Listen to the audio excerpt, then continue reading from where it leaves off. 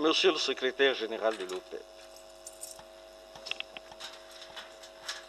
c'est avec une grande joie et un immense plaisir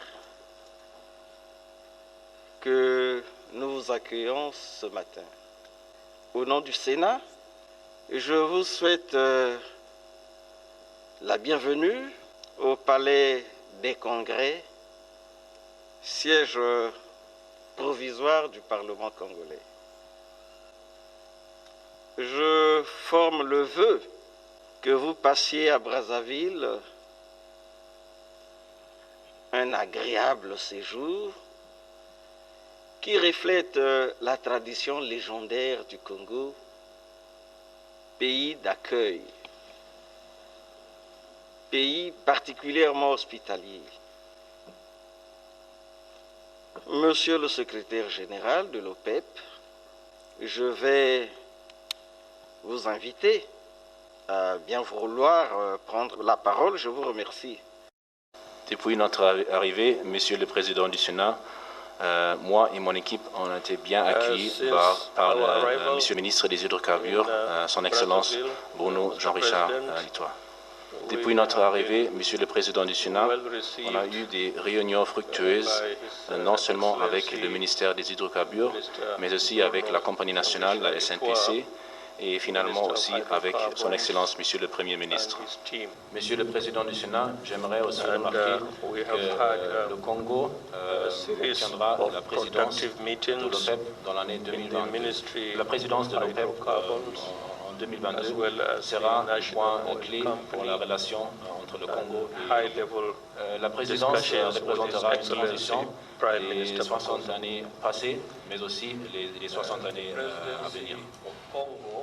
La présidence au PEP du Congo viendra à un moment où le monde sortira de la crise du Covid.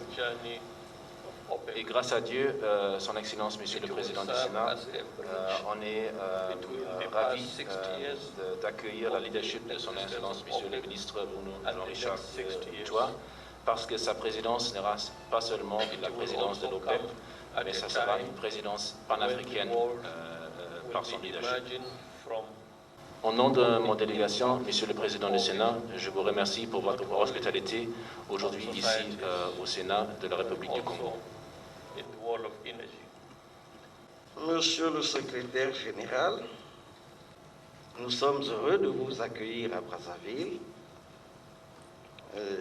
parce que pour nous, l'OPEP est un partenaire particulièrement important. Nous avons vécu des crises économiques et financières, dont nous avons tiré les enseignements, et au nombre de ces enseignements, il y a que nous devons diversifier notre économie. En même temps, nous nous battons pour la diversification de l'économie. En même temps, nous nous battons pour la diversification des partenaires. Et l'OPEP compte au nombre de ces partenaires-là. C'est pour cela que, après être resté longtemps comme observateur, nous avons salué avec grande joie l'adhésion depuis 2018 du Congo, son admission comme membre de l'OPEP. Et nous espérons qu'avec le concours de votre institution, le Congo va mener de la meilleure manière son combat pour la relance économique et pour le bien-être de ses citoyens. Vous comprenez donc tout l'intérêt que nous accordons à votre séjour et tout l'enthousiasme qui est le nôtre de vous accueillir aujourd'hui au Congo. Et nous avons dit que nous espérons que vous passerez au Congo un très agréable séjour. Vous comprenez donc tout l'intérêt que nous accordons à votre séjour et tout l'enthousiasme qui est le nôtre de vous accueillir aujourd'hui au Congo. Et nous avons dit que nous espérons que vous passerez au Congo un très agréable séjour. Alors, j'espère que vous ne faites pas de la diplomatie en me donnant l'impression que depuis que vous êtes arrivé, vous êtes bien accueillis, chaleureusement accueillis par le ministre, vous avez eu de bons contacts, de contacts, dites-vous, fructueux. J'espère que ce n'est pas de la diplomatie. Ça fait 60 ans, l'OPEP est né, et en septembre, vous allez célébrer le 60e de l'OPEP. Et à partir de 2022, le Congo, par le biais du ministre Itoa Bruno Jean Richard, va assurer la présidence de l'OPEP. Donc il va inaugurer le 2e 60e de l'organisation des pays exportateurs et producteurs de pétrole. C'est là une lourde responsabilité qui lui incombe et qui incombe au Congo. Nous mesurons l'importance de cette responsabilité et nous allons tous nous engager à faire que le passage du Congo à la présidence de l'OPEP soit un passage qui marque par les résultats. Et quand on sait à quel point le ministre lui-même est déterminé, et quand on sait aussi quel est l'engagement du chef de l'État, Denis Sassou Nguesso, nous sommes persuadés que le Congo tiendra le pari. Et le ministre n'a pas le droit d'échouer. Donc, ce sera un nouveau départ que l'OPEP prendra sous la présidence du Congo. Nous vous remercions pour l'éloge fait au président Denis Sassou Nguesso, qui est véritablement un panafricaniste. Et nous vous remercions pour le vœu que vous avez formé, qu'il se porte de mieux en mieux. Mais ce vœu vous engage à l'accompagner dans la dure épreuve qu'il engage aujourd'hui de relance de l'économie dans un contexte très difficile. Parce qu'en sa qualité de chef d'État, ayant la charge des citoyens qui ont suffisamment de problèmes, sa bonne santé, c'est d'abord sa capacité à résoudre les problèmes des citoyens. Et si l'OPEP peut ici être d'un apport appréciable, ce serait très important. Et nous espérons bénéficier de cet apport de l'OPEP. Vous avez dit que nous prenons la présidence de l'OPEP à un moment particulier de la fin de la pandémie du coronavirus. Nous qui redoutons les méfaits de cette pandémie, nous espérons que la mobilisation mondiale fera qu'en 2022, la pandémie du coronavirus arrête de se développer. On espère, mais nous sommes interrogateurs. Quand on voit quelle est son évolution avec les différents variants, est-ce qu'on peut, de façon décisive, penser qu'en 2022, nous pourrons mettre un terme à la circulation du coronavirus? Nous sommes interrogateurs.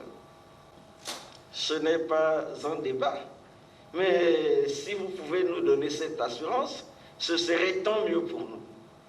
Encore une fois, Monsieur le secrétaire général, Madame et Messieurs les membres de la délégation, nous sommes très contents d'avoir cet échange avec vous et nous espérons que vous allez passer un très bon séjour au Congo et à la fin duquel le Congo pourra s'attendre à un regard particulier de votre organisation.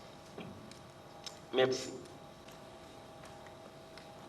On a bien noté tous les points clés que vous avez adressés. Je vous rassure, Monsieur le Président du Sénat, que nous, chez l'OPEP, sommes les partenaires du Congo.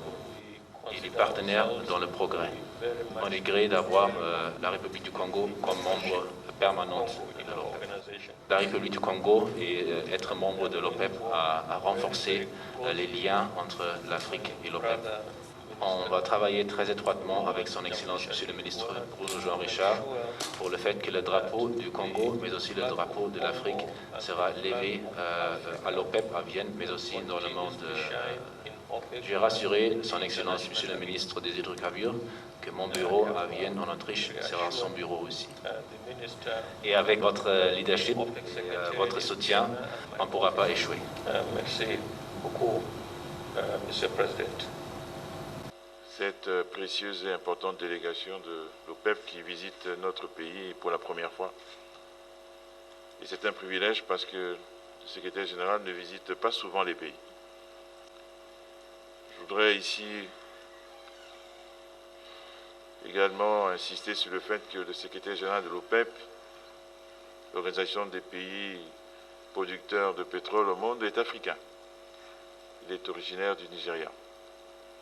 Lorsqu'il dit qu'il est venu ici il y a 35 ans, c'était comme un jeune PDG de la compagnie nationale nigériane, venu rencontrer le président pour lui soumettre en premier le projet de créer une organisation africaine des pays producteurs de pétrole, ce que le président a immédiatement accepté. Il était président de l'Union africaine à cette époque-là, et il a été le premier à leur apporter leur soutien au point qu'il considère que le président est le père de l'APA de l'époque devenue APO aujourd'hui.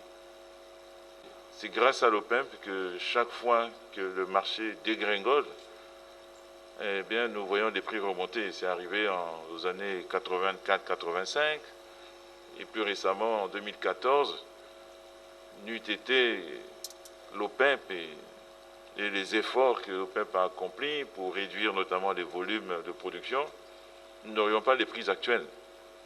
On représente l'OPEP dans les plus grands espaces de décision mondiaux.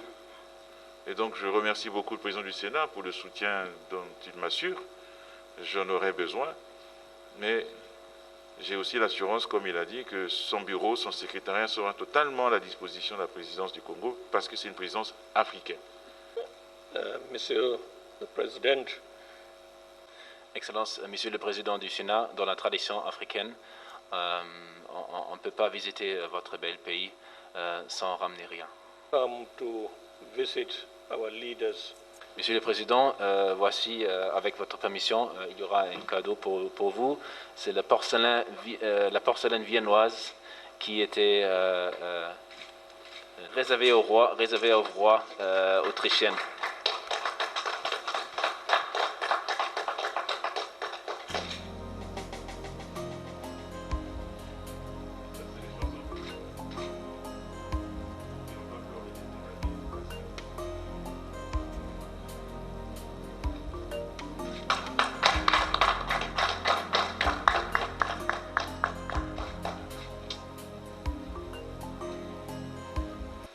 Merci, Monsieur le Secrétaire général. Vous et votre délégation, vous êtes tous tombés amoureux du Congo. Nous sommes très sensibles à cet amour que vous manifestez pour le Congo et nous vous disons: soyez amoureux et restez fidèles. Et accompagnez le Congo. Merci.